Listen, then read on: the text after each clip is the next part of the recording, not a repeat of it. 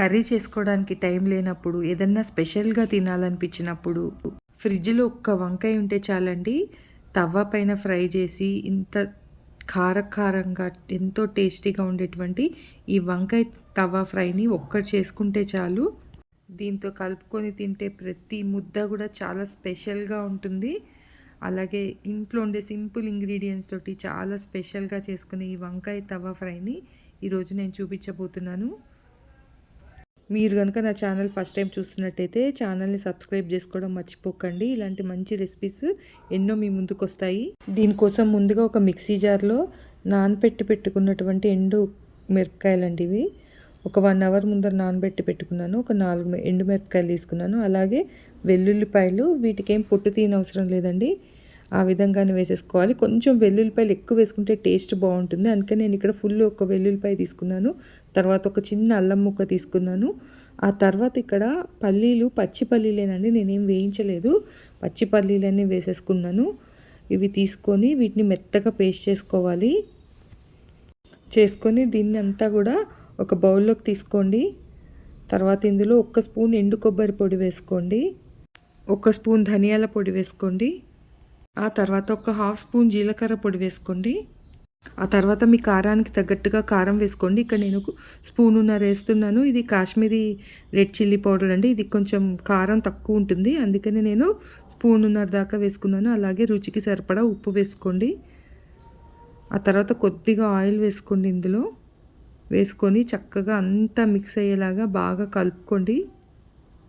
ఆ తర్వాత ఇందులో కొద్దిగా రెడ్ చిల్లీ ఫ్లేక్స్ వేసుకోండి. టేస్ట్ అనేది చాలా బాగుంటుంది. తర్వాత కొద్దిగా కరివేపాకు వేసుకోండి. ఒక్కసారి అంతా కలిసేలాగా మళ్ళీ ఒక్కసారి మిక్స్ చేసి పక్కన పెట్టుకోండి. ఇంకా ఇప్పుడు మనం వంకాయలను తరుక్కుందాము. దీనికి ఇలా పెద్ద వంకాయలు ఉంటాయి కదా, ఇలాంటివి అయితే టేస్ట్ చాలా బాగుంటుంది. ఇవి దొరకని పక్షంలో చిన్న వంకాయలైనా కూడా తీసుకోవచ్చు. కానీ ఇలాంటి పెద్ద వంకాయలు అయితే ఈ తవ్వ ఫ్రైకి టేస్ట్ అనేది సూపర్గా ఉంటుంది.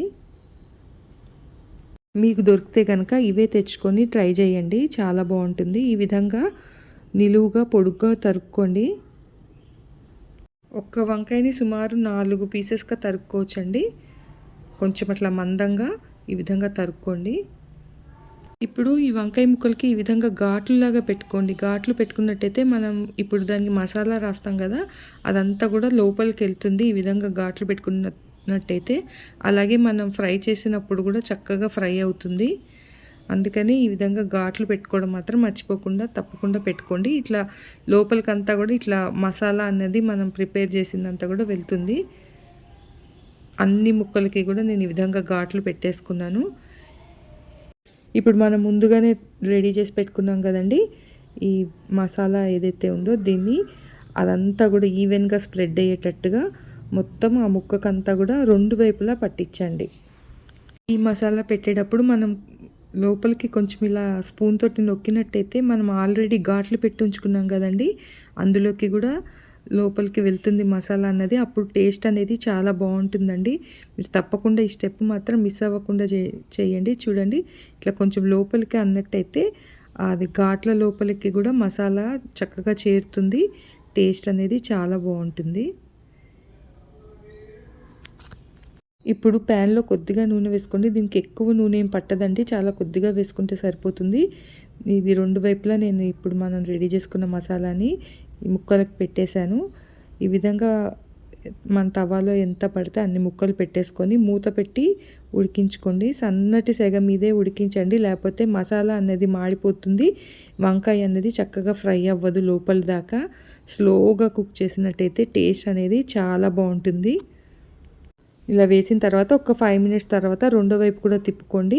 అలా అటు ఇటు తిప్పుకుంటూ మూత పెట్టుకొని సన్నటి సెగ మీద ఫ్రై చేసుకోండి. చూడండి, ఒక 10 నిమిషాల తర్వాత చక్కగా 2 వైపులా కూడా ఇలా ఫ్రై అయిపోయినాయి. తర్వాత వంకాయ కూడా చాలా మెత్తగా అయిపోయింది. మంచిగా ఉడకాలండి, ఉడకాలి అలాగే ఫ్రై అవ్వాలి. తప్పకుండా మీరు ఈ విధంగా ట్రై చేయండి, చాలా బాగుంటుంది టేస్ట్. దీని మీద పైనుంచి ఫైనల్గా కొద్దిగా కరివేపాకు వేసుకుంటున్నాను. ఫ్లేవర్ చాలా బాగుంటుంది. అలాగే కొద్దిగా కొత్తిమీర జల్లుకుంటున్నాను. ఇంకా అయిపోయిందండి, రెడీ అయిపోయింది. చూసారు కదా, చక్కగా స్లోగా ఫ్రై చేసుకోండి. ఆ స్టెప్ మాత్రం మర్చిపోవద్దు. మూత పెట్టుకొని స్లోగా ఫ్రై చేసుకున్నట్టయితే వంకాయ చాలా బాగా ఉడుకుతుంది. తర్వాత మంచిగా ఫ్రై అవుతుంది. ఆయిల్ కూడా ఎక్కువ పట్టదండి, చాలా కొంచెమే వేసాను. చూసారు కదా ఎంత టేస్ట్గా ఉందంటే అంత టేస్టీగా ఉంటుంది. అన్నం మీద వేసుకొని తిన్నట్టయితే సూపర్గా ఉంటుందండి. తప్పకుండా ఒకసారి ట్రై చేయండి. అలాగే ఛానల్ని సబ్స్క్రైబ్ చేసుకోవడం మర్చిపోకండి.